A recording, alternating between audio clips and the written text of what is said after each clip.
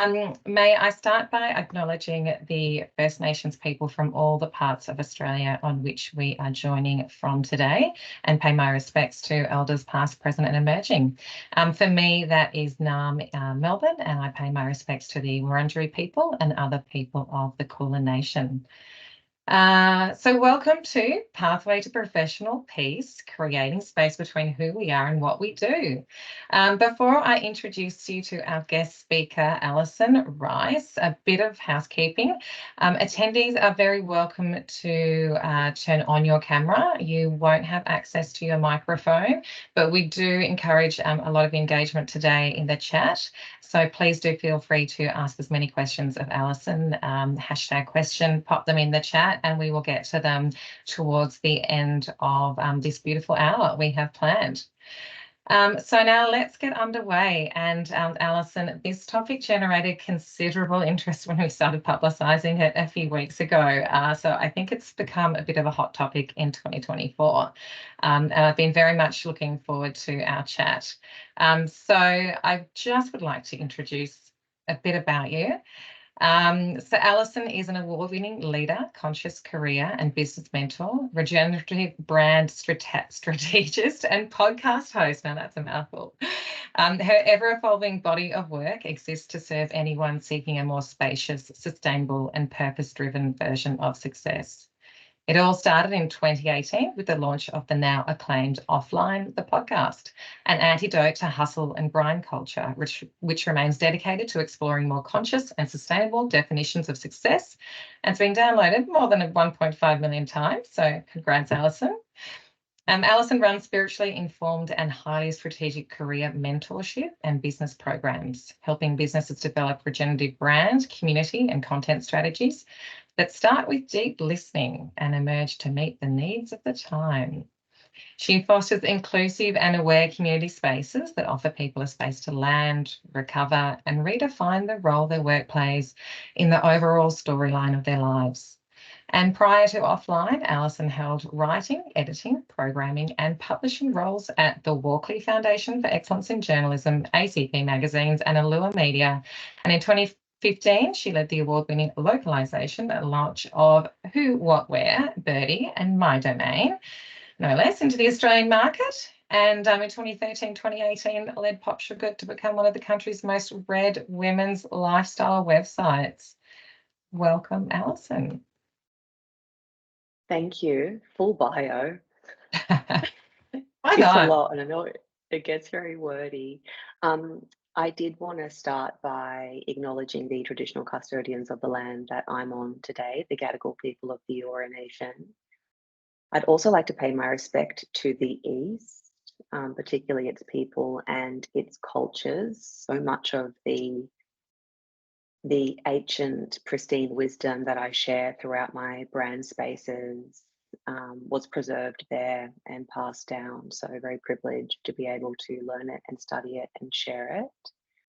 And I also thought I might offer us two things. Just a moment to land. You know, you mentioned that Offline, my business and my brand spaces are this space for us to come and sort of land and rest and recover. So I wanted to offer us that first, you know, coming to a live session in the middle of the day on a Wednesday. It is a big deal these days. I think to intend to do something and then actually show up and do the thing is big.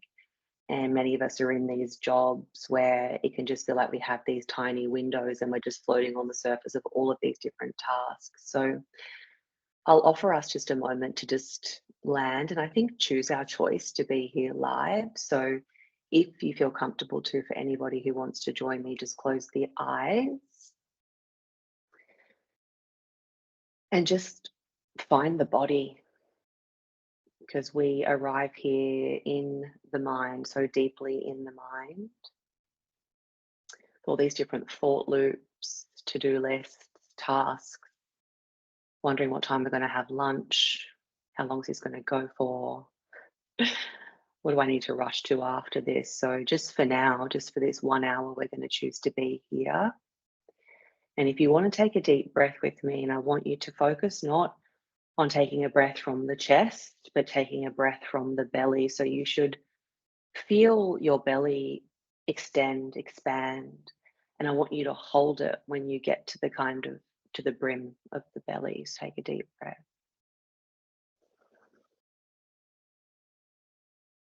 Just hold it there. And just a nice big release.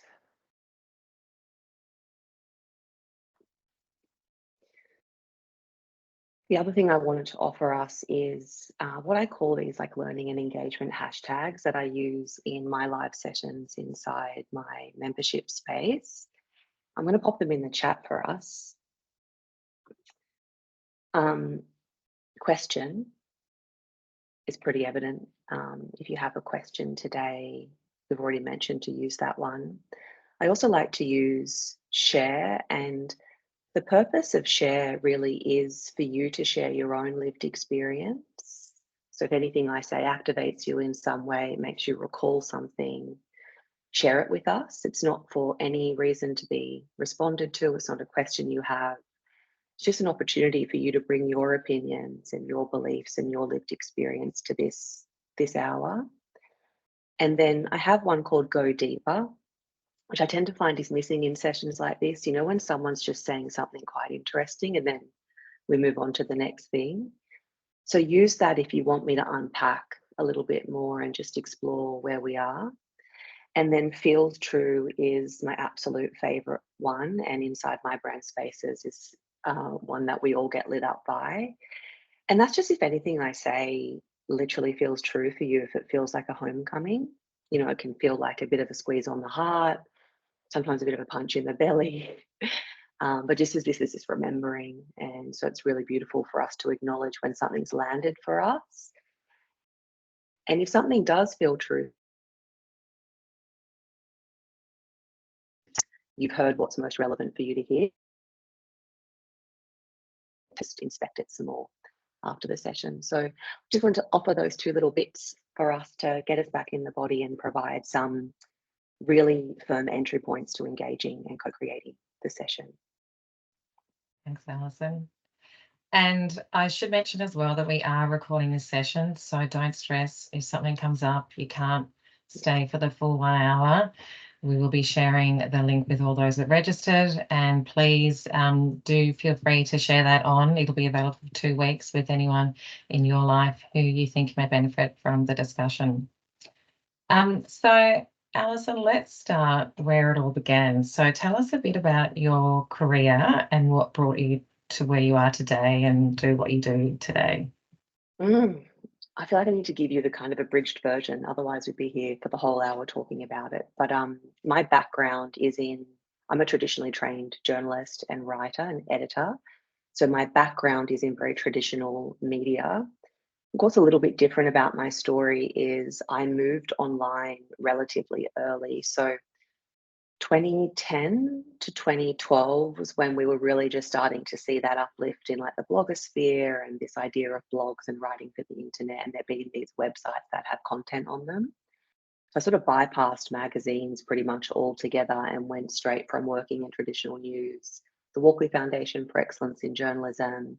I went on to a sub-editing role at ACP Magazines, and then found this job through a friend for this what I thought was a kind of funny website called Pop Sugar back in 2011. And they were looking for a weekend assistant. And it was one of those roles that no one wants to do. I love to talk about this because I'm always the person who does those jobs. Weekends, 7 till 4, basically at that point, scouring the internet for paparazzi shots of celebrities, if you can recall that time when that was interesting to us. But that was my job.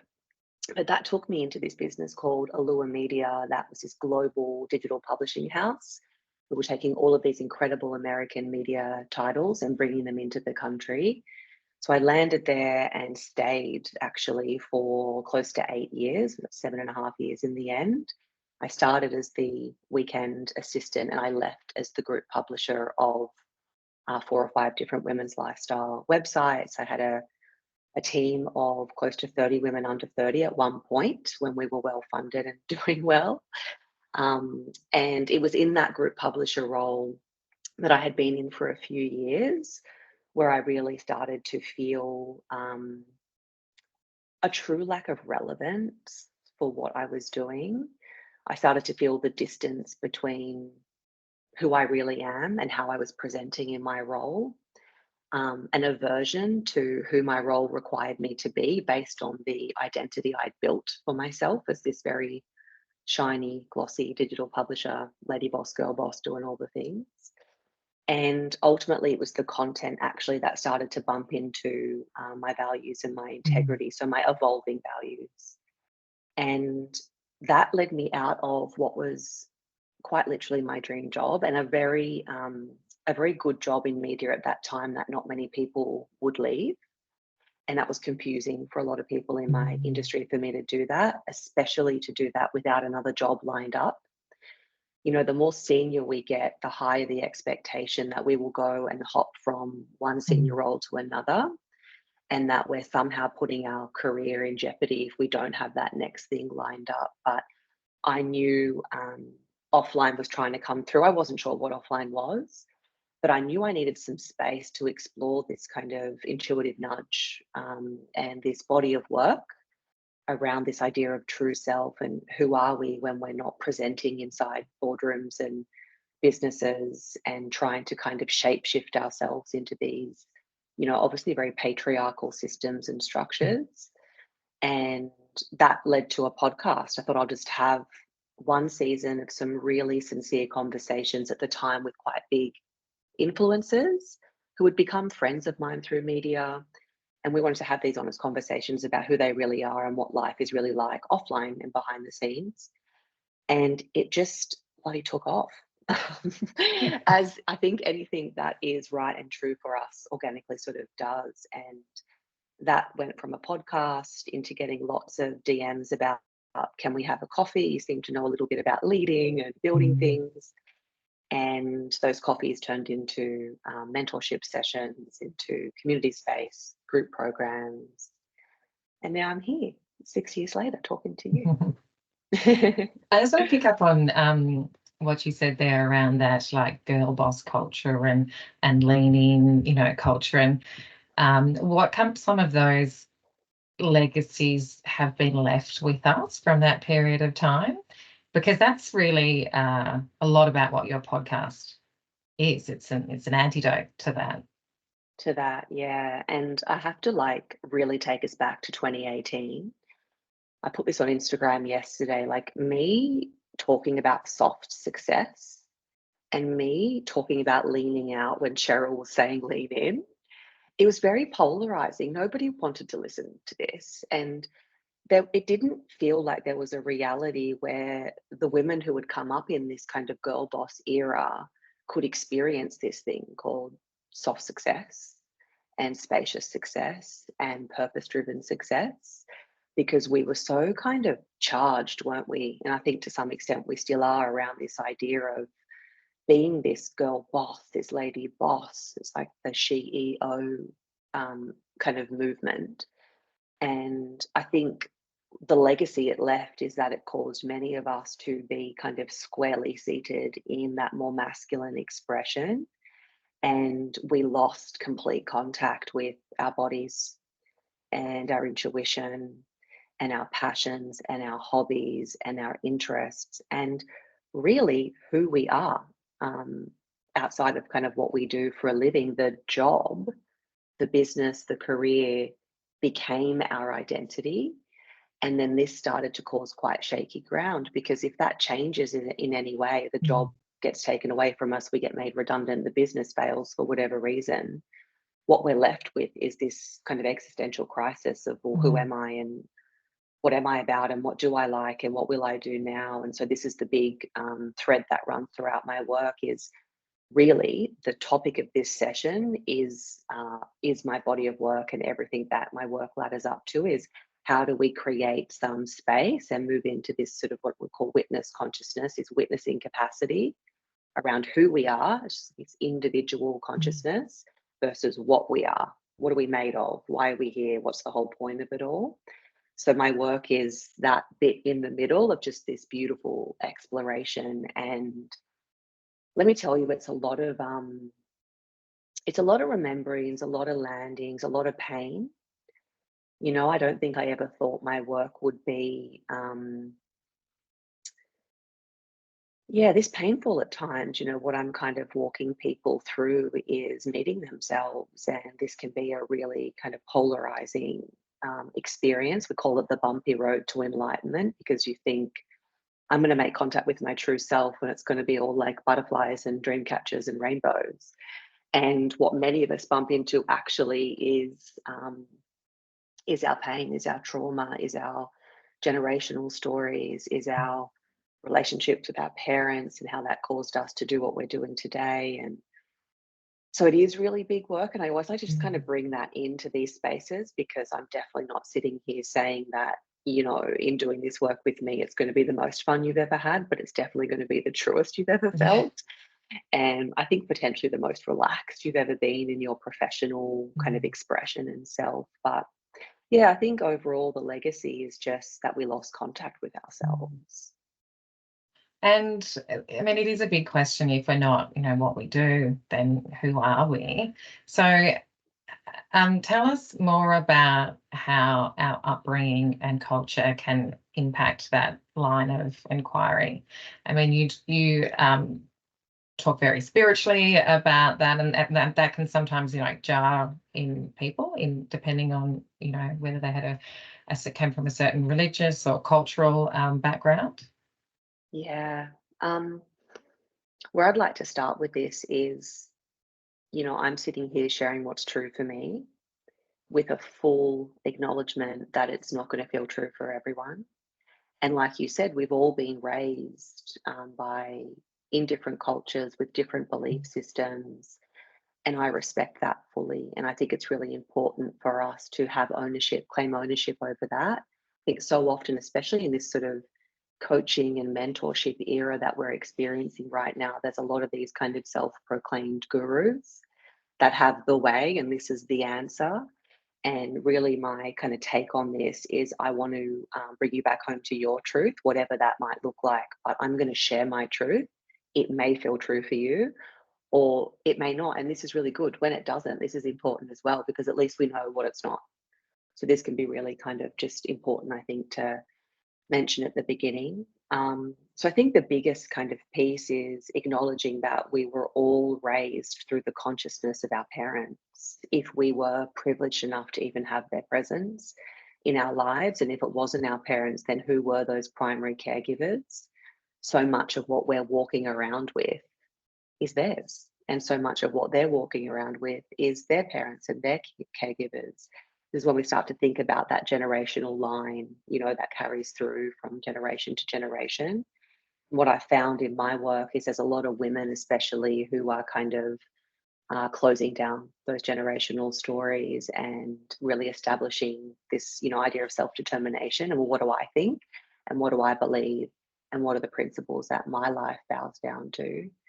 So, to give you a little bit about sort of my truth and what I believe is that we are all one part of the one whole consciousness, and that one whole consciousness kind of, I suppose, to put it in a way that I feel like will land for us, is that one whole consciousness breaks off parts of itself to have a unique view of itself and experience of itself, and that's us.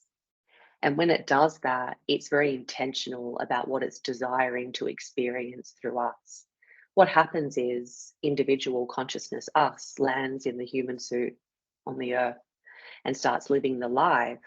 And we're born forgetting what we really are. And the purpose of life is to remember what we really are. So the returning to this.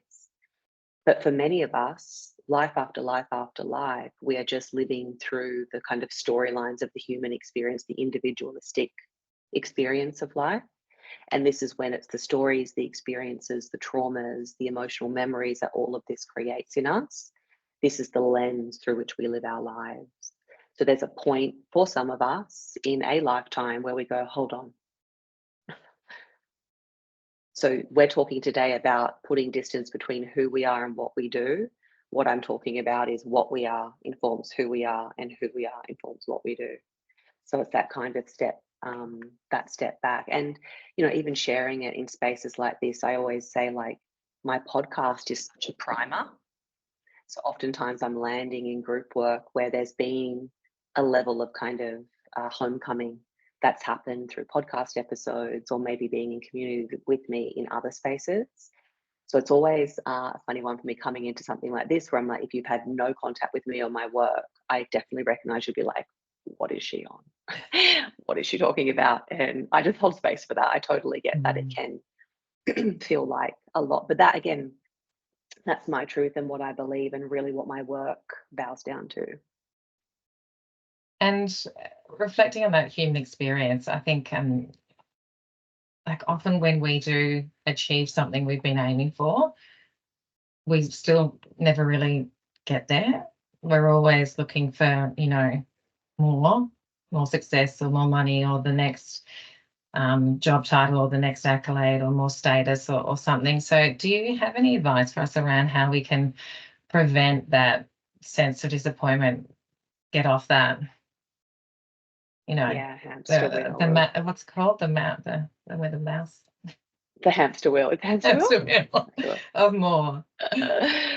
um, I think I'm going to keep trying to bring us into that witnessing space is we need to take a step back and understand that this isn't ours.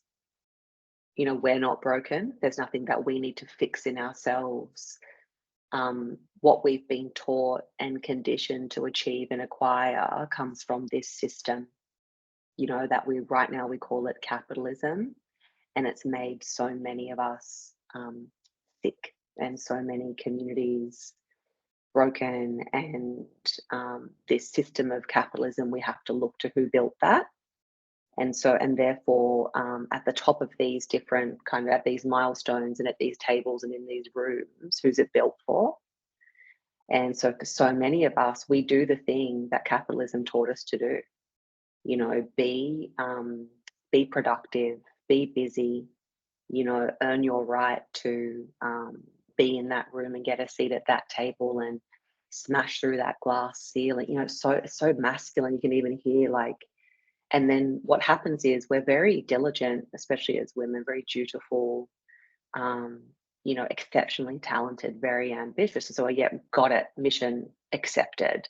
And then off we go, relentless in our pursuit of this definition of success.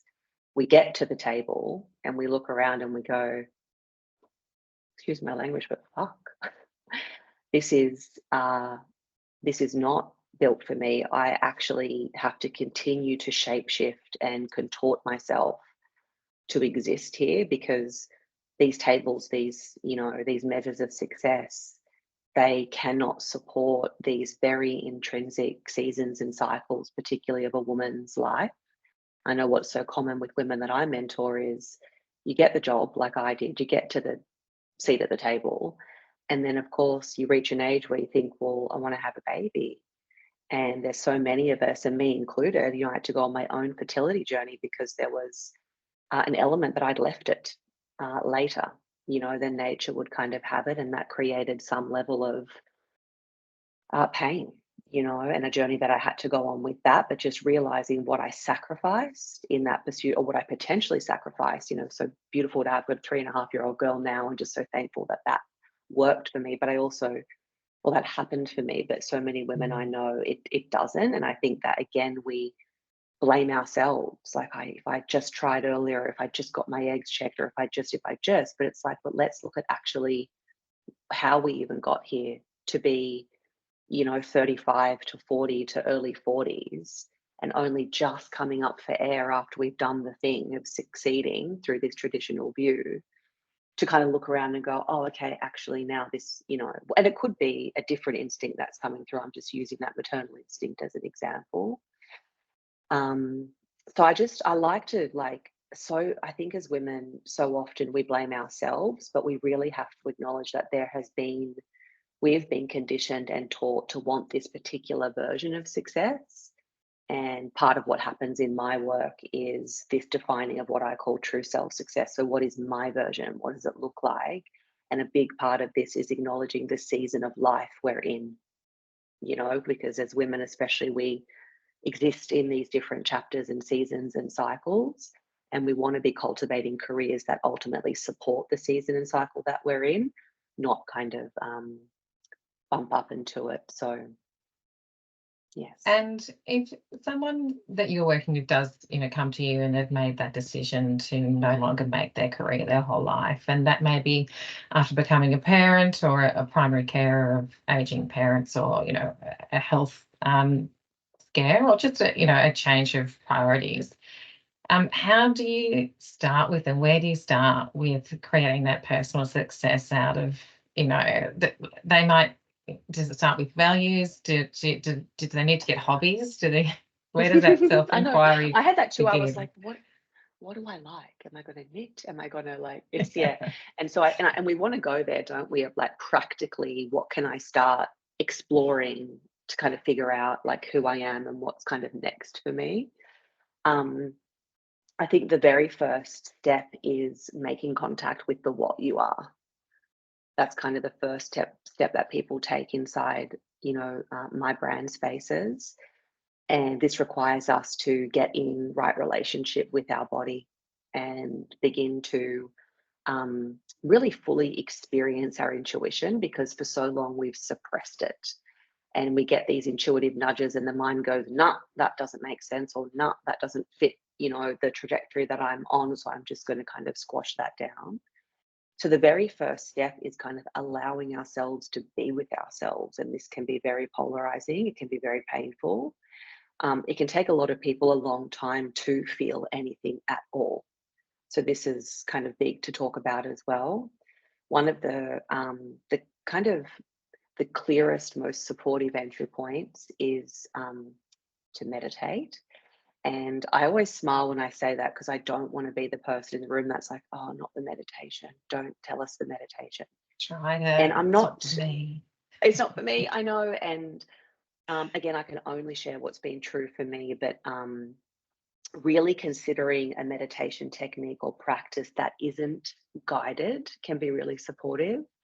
So allow the mind to be with itself. I think, again, even if we're listening to something, which can be a really supportive entry point, but at a point having a think about, could I do this sort of unassisted?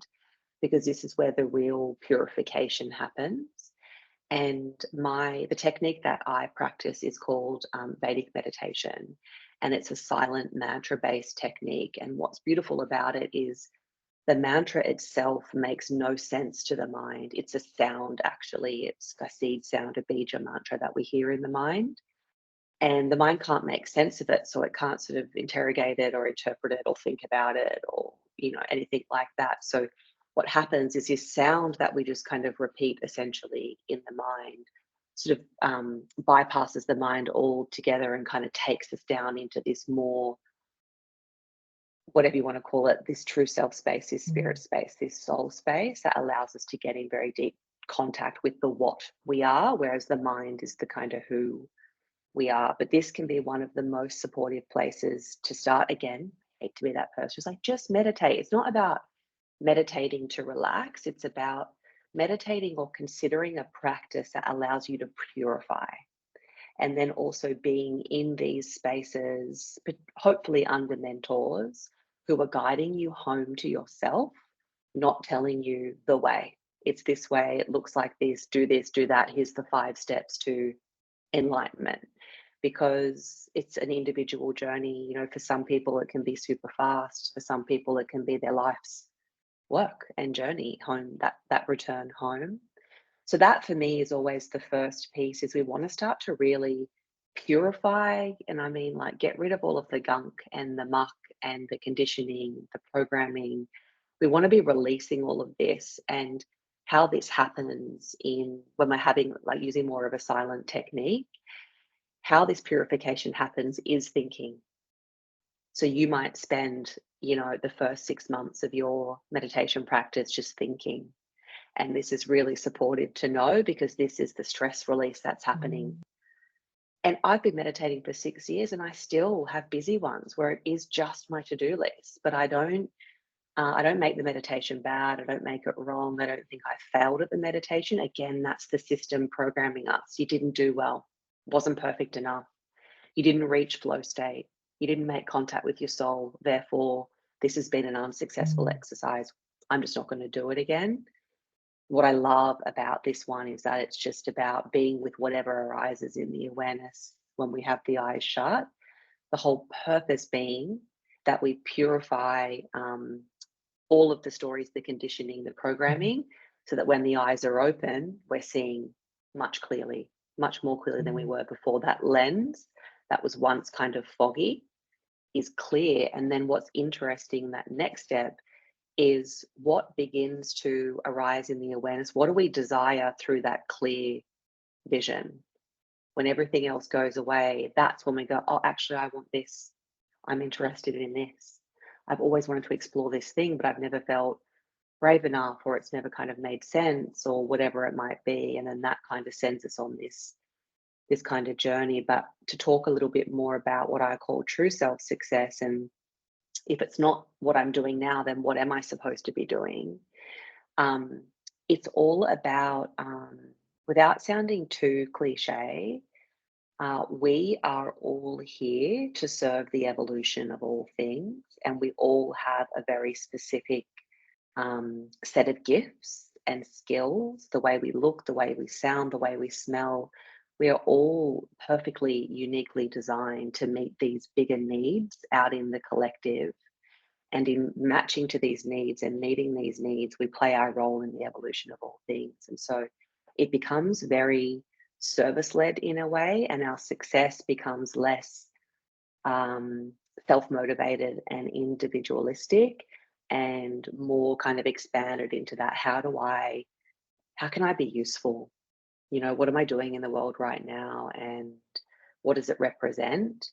There is beautiful kind of values work in this, of course, because one of the things we have to do to get values aligned is even understand what are our values. We understand the values of the system because we've been living in alignment with them for so long. But now, from this seat of true self, well, what are these principles that my life bows down to? And then how might that inform who I give my gifts to, who I give my skills to, my time to, my energy to? And this can also open up a big conversation about money and wealth and acquisition. And yeah, I feel like that's when people start going, I'm going to sell everything. I'm selling the house, I'm moving, I'm going off grid. And I'm like, no, you No, know, that's not what we're talking it's about. not a, you don't have to go to Byron. Yeah. Okay. And that's what I love about your work, Alison, is that you don't promote just do what you love, and you're actually very grounded in the fact that most of us do have to work to earn a living, and to not be ashamed about the fact that we live in we need money to survive, and often live the lifestyle we want to lead. So did you want to talk a bit further about the importance of not just giving it all away, and and your journey Yeah. with your relationship with money and finance? Yeah. Well, I have to start by sharing, like poverty is so, it's just relative, isn't it? Like my interpretation of growing up without a lot could be somebody else's luxury and abundance. So I just wanted to say that. But I did grow up in a big family, and there wasn't a lot. We lived in kind of public housing, and obviously received government benefits, and public school educated, put myself through uni out in the West from Penrith.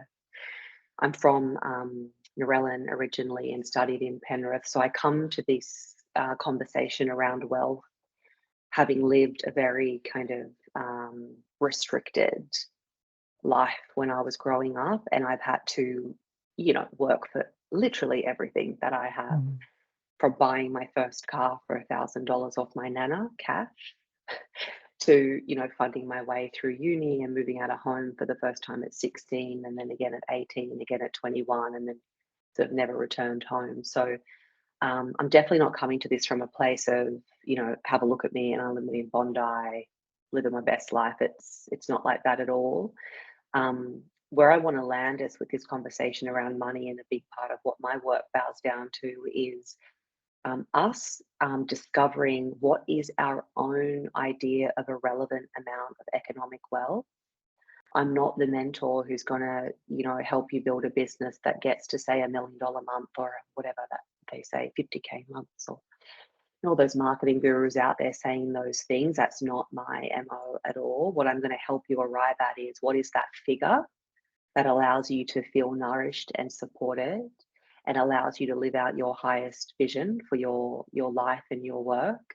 But that also includes what I would call overflow. So not only are you and your family well resourced and safe and taken care of, that your needs are met, because we want to be serving from this place of our own needs being met.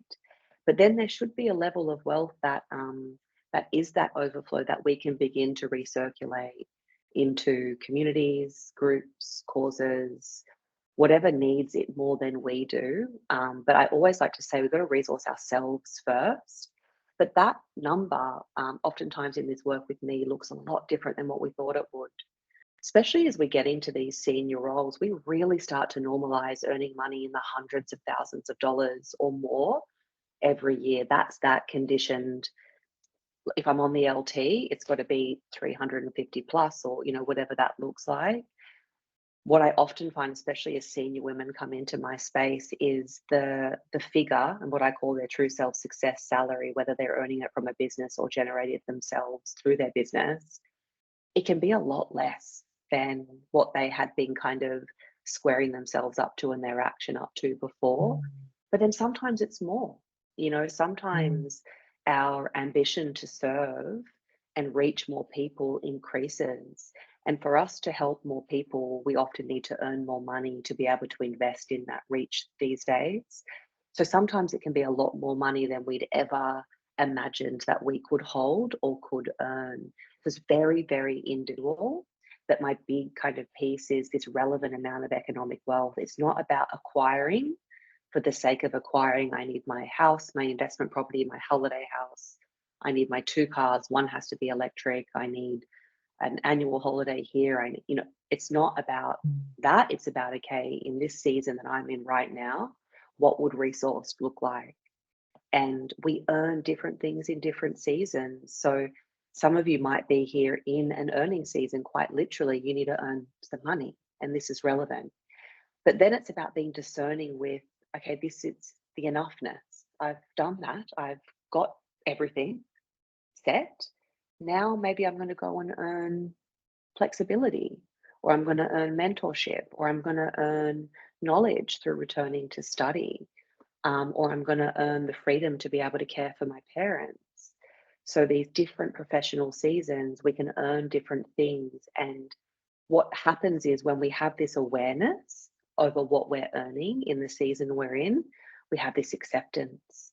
So we stop resisting it. And then it's the lack of resistance that causes this lack of suffering. And we start to bump into this thing I call professional peace, where you're like, oh, it's okay. This is good. I feel good here. Yeah. Fabulous. And can you, reflecting on your career and the work you do, what advice would you give to someone early career, mid-career, and advanced career about fostering professional peace? I feel like early career, the system hasn't got you yet. So you can get straight into the values aligned living. You can start to, go straight into like these kind of more purpose driven career pathways. You can do your money work early, so no undoing. This is so beautiful. So your opportunity to bump into professional peace might come a lot sooner, because you're kind of starting from square one. So this is wonderful. And then for mid and kind of more senior, or being in your career longer, I think that's my message, is it might take a little while to shed everything that you have so far constructed an identity on and around. This was huge for me. I've been doing this for 6 years. I feel like last year was my year where I was like, oh, I think I've gotten rid of the last of the the gunk, and that there was a big part of my own kind of money and wealth story wrapped up into that. Um, the bigger piece is like it's just never too late though. Like, especially as you get more senior, it feels riskier. You've obviously also probably responsible for more. So your life, the shape of your life, it's very real that you're required to show up in this job and earn this money because again, um, you've built something that requires you to keep kind of nourishing it and feeding it and paying these bills. But I just want to encourage you that you do have a choice, and it doesn't mean that you can tomorrow quit the job. And especially if you're in relationship, like these conversations are happening in our homes, aren't they? With the people that we might be partnered with or married to. Of course, as we've got kids as well, it's very different. So it just might take a little bit longer and to give yourself a lot of grace. But the time it takes is not a measure of it being the wrong direction in any way. So just keep putting that one step in front of the other in the direction of what feels true for you, and know that you're going to get to a point where it starts to feel like you have bumped into this thing called professional peace, but there may be some changes that need to happen slowly over time, because I'm never one to say to make these big moves quickly, especially if Mm. you're quite established in your career. And that's a big part of my kind of who I mentor in, and more privately actually, is senior women, is like us sitting down heart to heart and going, right, what is it going to look like? How long might it take? And what would be a plan from where you are to the professional reality you would prefer to be in?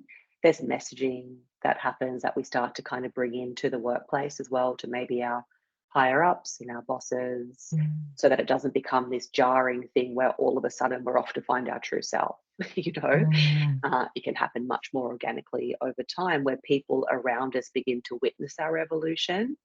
And then when we make the big announcement that says I'm off, it kind of makes sense to them that they can kind of see we were on that path. But what's so beautiful is as we start this journey home to ourselves, the impact it has on our work and our leadership and how we're inside our teams, the way we come to solve problems inside our businesses, it is unbelievable. And just so know that that's there for you too. It's not so much about where am I going to end up or what am I doing next. You might actually find that it's just increasing the impact you have where you are right now. That feels wildly fulfilling. People around you start to see you as this kind of very conscious model for how they want to be in the world as well. And this can be, just a really fulfilling experience. Like that. And can you talk to how, as a leader, and not just a leader that has the job title that's a leader, we can all be leaders in the organisation, how we can demonstrate a healthy relationship between our work and life and professional peace to our colleagues? Yeah, I think the biggest piece of advice I have is to start being in conversation with your team. You know, the higher up you get, the more your role just becomes a series of directives. You're tasked with these 5, 10, 15 things, and then you're passing that down into your team. And what I tend to find is missing is us being in conversation with our team and modeling it for them as well, like asking them questions about their own career satisfaction. Are you feeling seen and heard? And do you feel safe to express inside this team and inside this business? And are your needs being met? And I know that for many leaders, this can also cause us to flare a bit, because you're like, oh, but then they're going to want more money and more time off. And it's like you feel like you're opening Pandora's Yeah, box, where you're like, oh, now all of the issues, I'm inviting all of the issues in. But we to do also have something to about take them. some, exactly.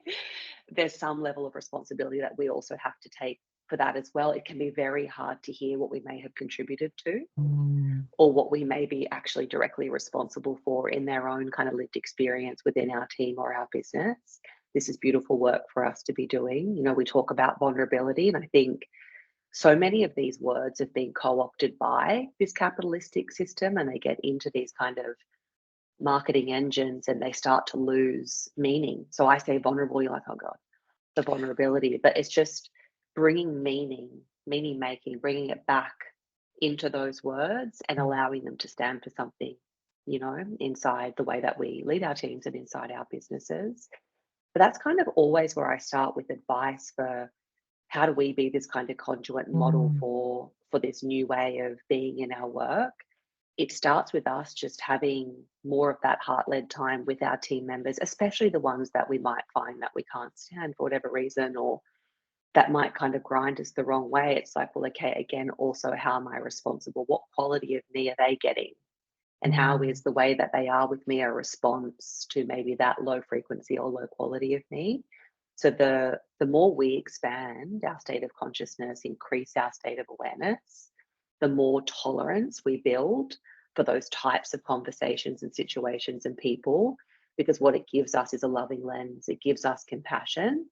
It allows us to witness them instead of experiencing them like this. So the whole thing changes, but the power of a conversation, just to say, like, phones out of the room.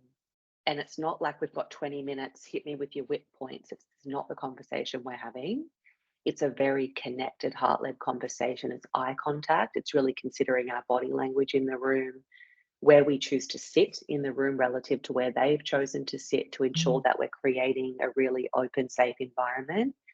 And just having a conversation, just how are you? What do you need? And also, what are you observing in this business that I can't see anymore, that I'm Mm. not privy to, that people don't bring to me because that would be seen to be rocking the boat or disruptive in some way? So it's giving people entry points to be really honest with you, but understanding that you are good at what you do. You can tolerate what happens. You can handle what, is returned to you and navigate through that, because we just want to be like, oh, don't say it. Don't say I'm a ship manager. Oh, because Can't we handle all have feedback. been there. Yeah, because Yeah. we've all been there where we're under a lot of pressure and they don't know. They have no Mm. idea what emails we're getting as senior members of the business and what we've been tasked with. And we're looking at these budgets. And even right now, like, so many people I've mentored, they're just trying to hang on to team members. So these team Mm. members that are unhappy, I'm just trying to keep you in a job. Like, that's what I'm doing. That's what's, like, motivating me each day, but they're not in relationship with that, so they don't Mm. know. Um, so yeah, so it sounds, I don't know, sometimes I'm like, is that really Mm. one dimensional? Just have a conversation with your team members. But it's really about showing them that you are human, that you do Mm. see them and that you want to hear them, and that it's safe for them to express their needs to you, and that you will hold that right. And it's not about telling HR or bringing it to the LT or anything like that. It's just you getting a better handle on what is the texture of this team, what do they need, how are they feeling. Everything's going to improve. Mm. Their commitment to you, their output, the quality of their work, their energetic presence. It's nothing worse than having someone flop next to you every day where you're like, oh, they really don't want to be here.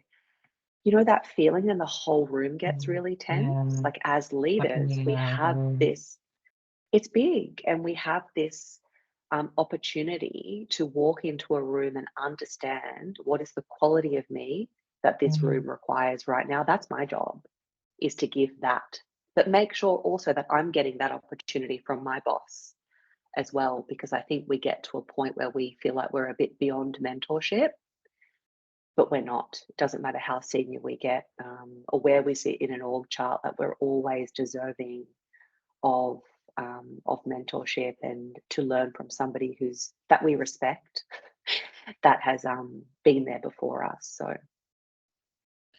And I just do want to touch on this before we go to some questions from the audience, Alison. But in terms of business owners, when the business revolves, it relies on them. If someone is unwell or they can't get the right staff at the right time, they just need to deliver for their customers. What is your advice for them about creating some professional peace where the buck yeah, really does stop with them? well, I feel you, because this is me. Like, I am the only revenue generating activity in my business, so the cost of the business is starting to increase quite dramatically, and that's not lost on me, that I'm like, there's a figure that I need to bring in every month to keep the wheels turning. So the advice I have for you, which is the advice that I have for me and that I implement in my own day, is just really trying to start with understanding my own basic needs today.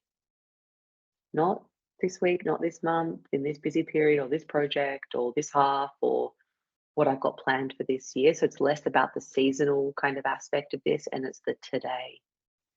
So as I arrive in my business today, what do I need? And make sure I meet that need. So that might look like, you know what, I need to go for a walk. I have to move this body because I've been Mm. sitting in this chair for these 10-hour days and I've been doing these late nights. So today I need some sun on my back and I need to move the legs. So that could be it.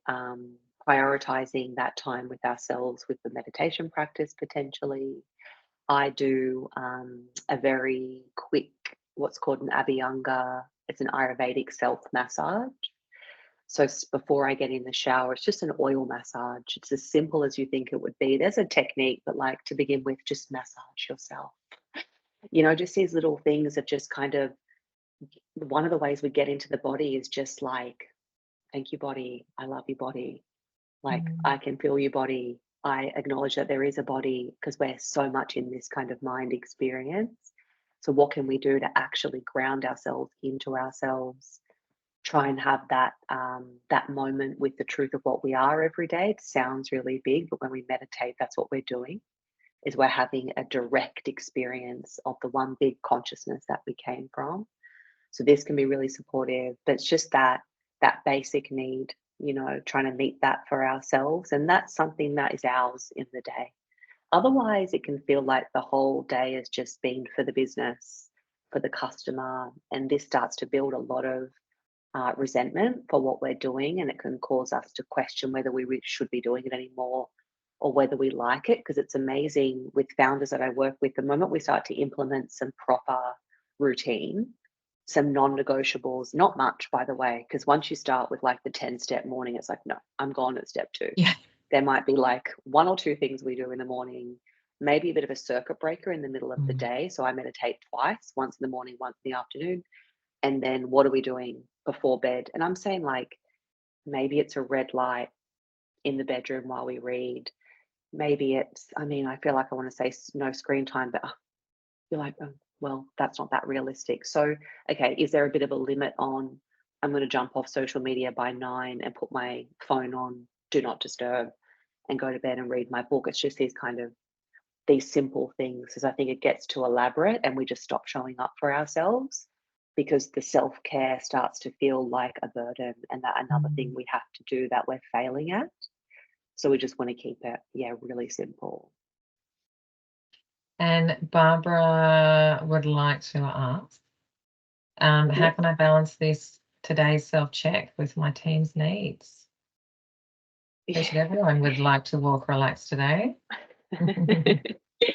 um, the today need is being met before you even understand what their needs are. So we're entering that room, and that could be the Slack, that could be the WhatsApp, that could be the actual office that we walk into. That need, our basic need, is met before we even bump into what they have in store for us for the day. And so we're walking in feeling just a bit more resourced than we did before, a bit Mm. more nourished, that we just did something for ourselves. Because, you know, with leading, so much of that resentment comes from the fact that you're like, well, what about me? You know, you're all at me all the time about what's wrong and what's not working. And then also the responsibility we need to take for those perceptions of what is going right or wrong in the business, Mm. because that is also a reflection of what we've chosen to see and hear and what we've chosen to ignore. And this is very natural because we can't be everywhere to everyone and do everything, but just really listening as well. If there's this thing that keeps coming up and people aren't solution orientated like we want them to be, we have to take responsibility for that because that's actually our leadership. But again, as leaders, we're not given the support we need to be able to have that space and time to work on our own bloody leadership style.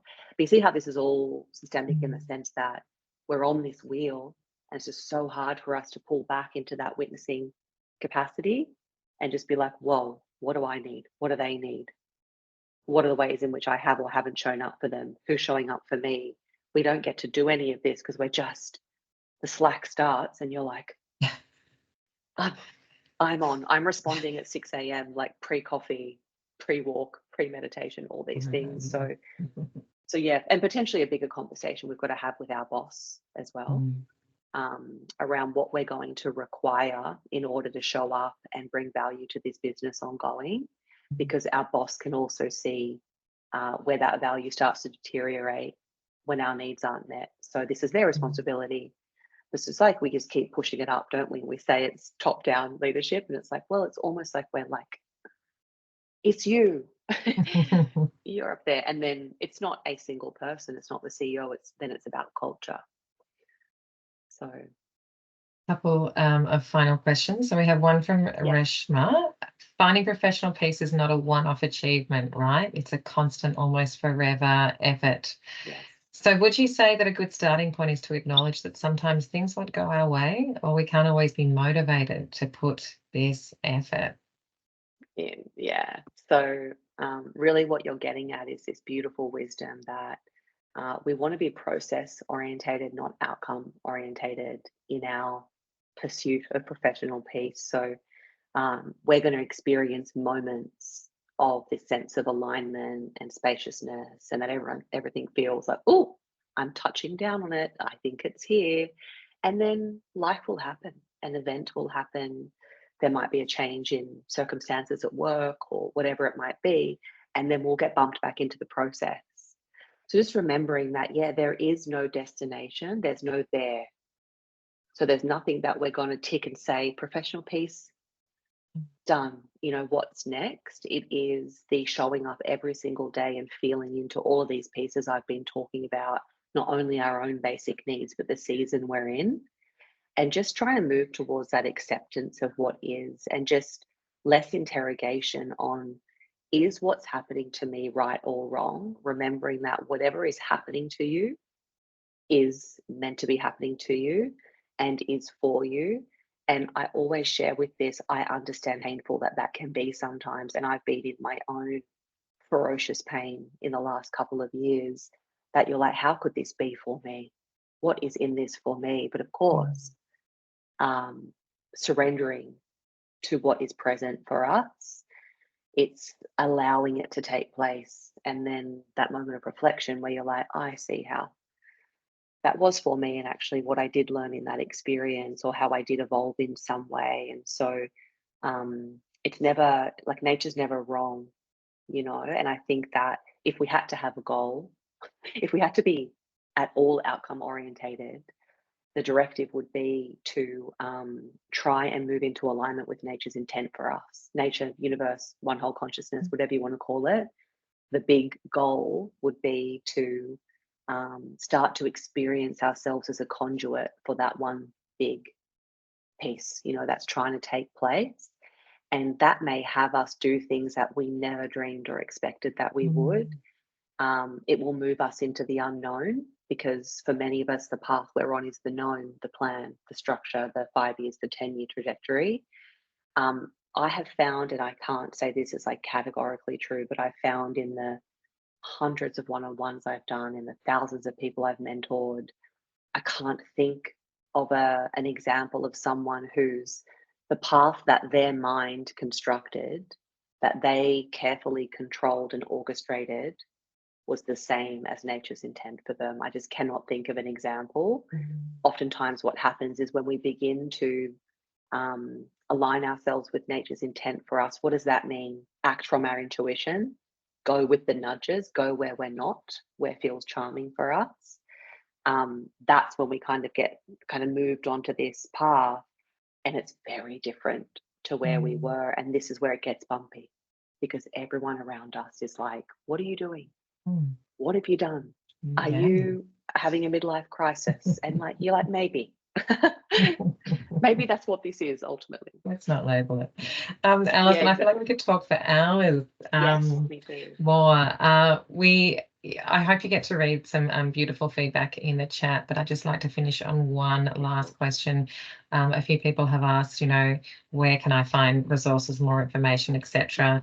Obviously, Get Offline website where Alison's work can be seen is listed there. But is there anything else you'd like to add about who inspires you and where we can seek more? Yeah, this is when I got this invitation, I was like, oh my God, could not be better timing. Once a year, I open a mentorship space called OFF, it's a shorter version of offline, and it's a conscious career and business mentorship space that runs for 4 seasons. It's currently enrolling for 2024, so it won't open again for another year. And that's the kind of direct invitation at the moment, and just perfect timing that we're doing it within the enrollment period. So that is, 4 months in mentorship and conscious community with me and lots of other like-minded professionals. There's a career stream that I mentor into and a founder stream as well. So there's a couple of options. It's super accessible price-wise, but it's lots of my voice in a WhatsApp. So ask me questions and I respond with really personal, detailed responses. We have beautiful wisdom sessions. So we're learning everything from breath work to developing a new wealth consciousness this season, and just finding safety and wanting and desiring more for ourselves and our lives. So that's the kind of direct opportunity to work with me right now. But yeah, the website, Instagram's getoffline.co, and then you'll find my personal on there as well, because I run 2 Instagram accounts. Beautiful. Thank you so much, Alison. It's been lovely chatting to you today. I thoroughly enjoyed it, and thank you all for joining us. We will see you at the next event. Thanks so much. Thank you. Bye, everyone. Bye.